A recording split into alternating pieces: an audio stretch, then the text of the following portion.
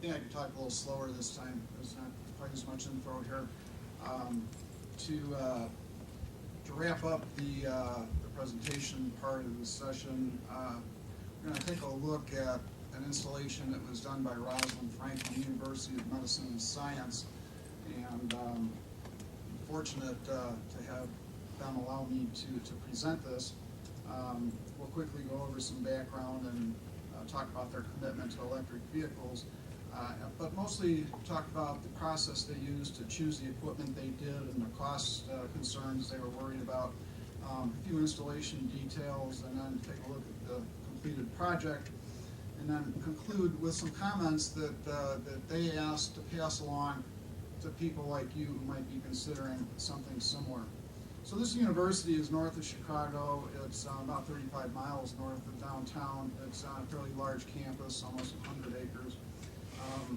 They have a lot of buildings on their campus. That first one that's mentioned, the Rosalind Franklin Centennial Learning Center, is in fact the new renovation where they chose to install electric vehicle charging stations.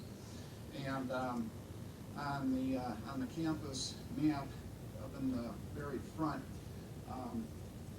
under the letter B, that's the parking lot where they put these things in, but you can see it's a pretty good piece of land with a lot going on there.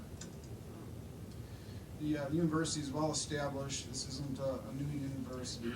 They service more than 3,500 students, faculty, and staff. As I mentioned, they have a lot of health-related professional education going on there. The point is that they're a well-established university, and they are growing at a very good clip, and they even have more renovations that are going on as we speak.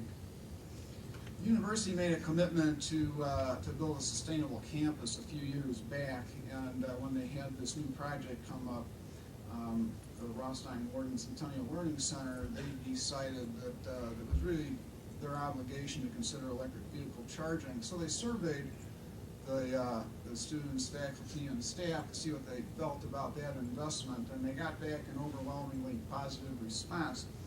They were kind of surprised by the response from the people who already owned electric vehicles. They really didn't want to be singled out for any preferential treatment. They would have preferred that the charging stations be put in a back parking lot somewhere, but in the end, the university wanted to make a statement, as Brian spoke about. A lot of people do, and they put these things pretty much front and center.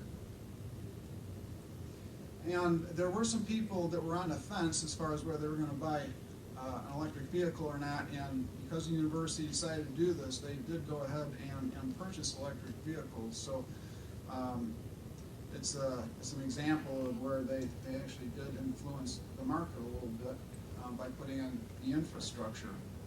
The level 1 versus level 2 discussion that I alluded to earlier and that Brian talked more about,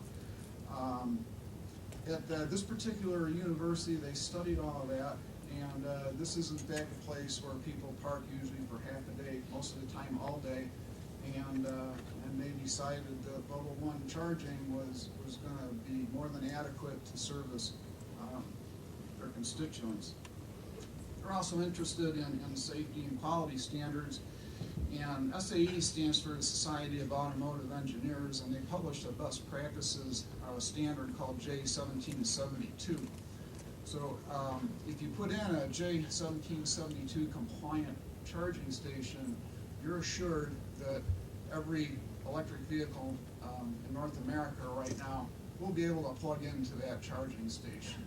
Even the Tesla, who doesn't have a J1772 coupler, furnishes their vehicles with an adapter so they can plug into those charging stations as well. And then, of course, if you got the UL listing, you're assured that that equipment's gone through proper safety testing. And port management was also on their agenda, and in the end, they chose the telephonics unit with a retractable cord reel in it. When it came to cost considerations, the university had excess capacity to handle level 1.